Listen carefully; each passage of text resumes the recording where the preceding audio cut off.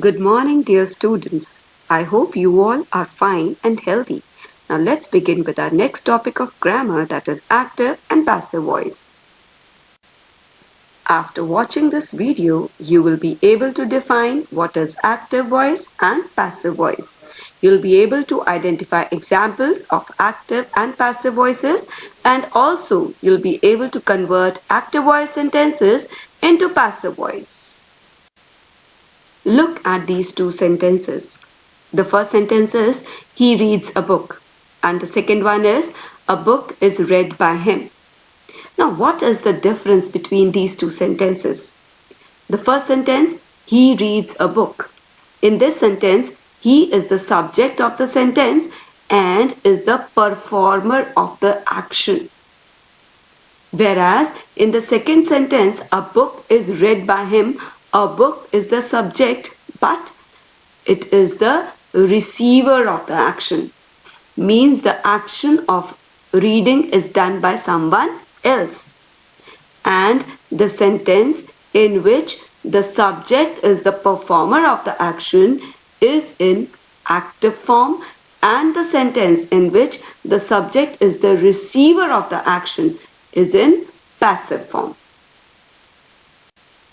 In the previous slide, you have seen that in one sentence, subject was the performer of the action named in the verb, and in the another sentence, subject was the receiver of the action named in the verb, and the form of the verb which establishes the significance of the subject over the object or the object over the subject is known as voice.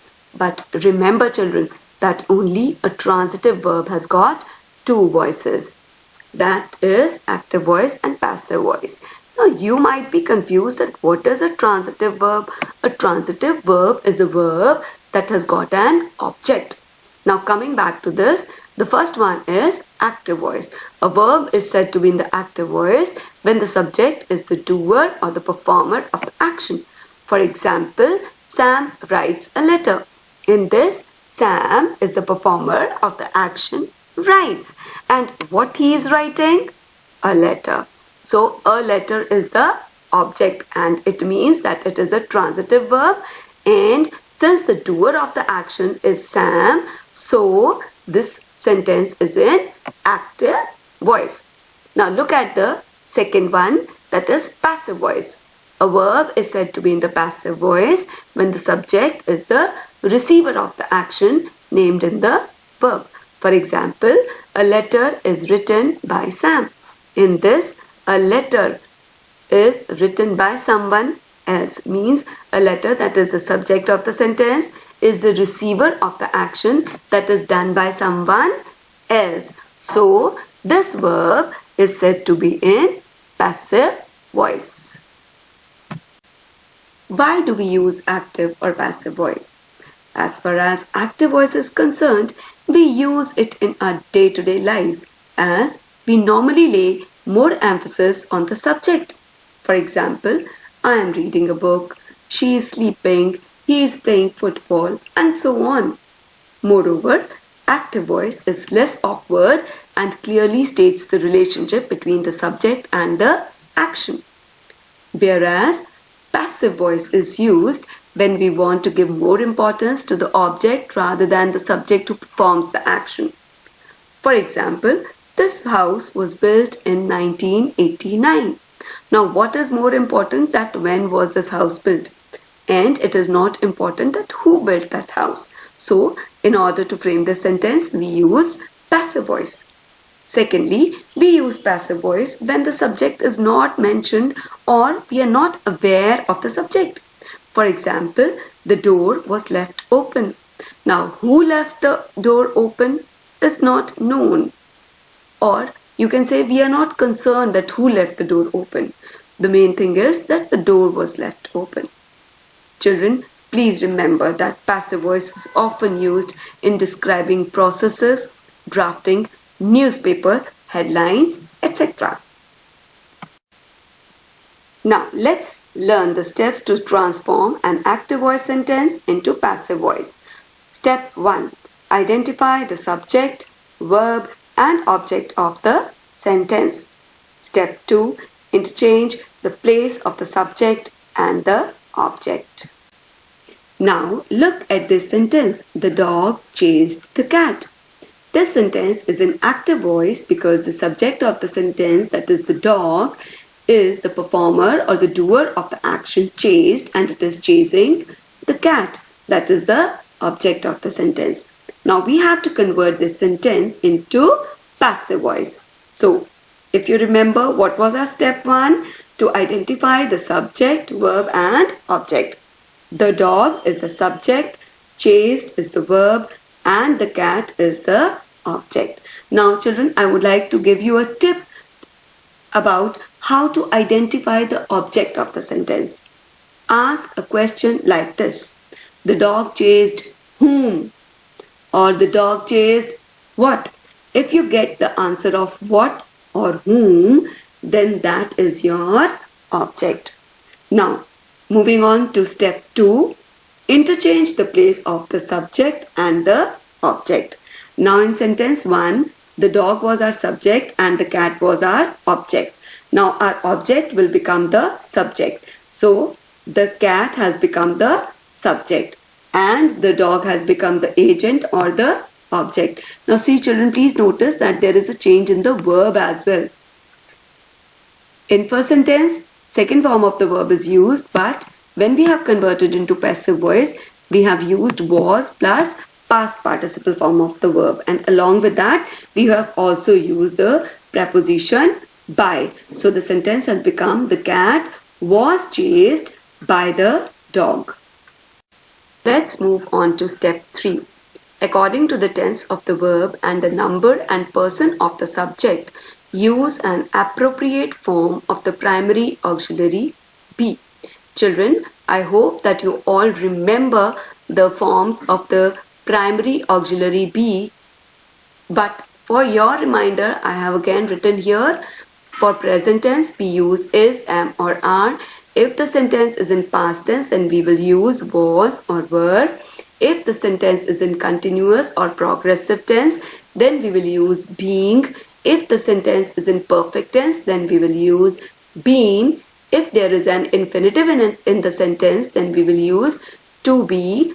If the sentence is imperative, then we will use be. And if there is a modal auxiliary, then we will use be along with the same modal auxiliary. Now, let us take the previous example. The dog chased the cat. In this, second form of the verb was used, means past tense was used. So, for past tense, we use the correct primary auxiliary was or were. Since our subject was singular, so we used was. The cat was chased by the dog. Step 4. Convert the principal verb into its past participle form, that is the third form of the verb. For example, she plucks flowers. This sentence is in active voice. Now let us convert it into passive voice. Flowers are plucked by her. So in place of plucks, we have used plucked. Step 5. Use the preposition by before the passive object. So in the previous examples, you have seen this, that we are using the preposition by. Step 6. Children, if there is a pronoun in the sentence, then we have to make certain changes in the pronouns when we convert the sentence into passive voice, and that change is mentioned in the next slide. If in active voice the subject of the sentence is I, then while converting it into passive voice, we will convert I into me. If we is the subject, then we will convert it into us in passive voice. If you is there in the active voice as the subject of the sentence, then it will remain same in the passive voice. If she is there as the subject in active voice sentence, then while converting the sentence into passive voice, we will convert it into her.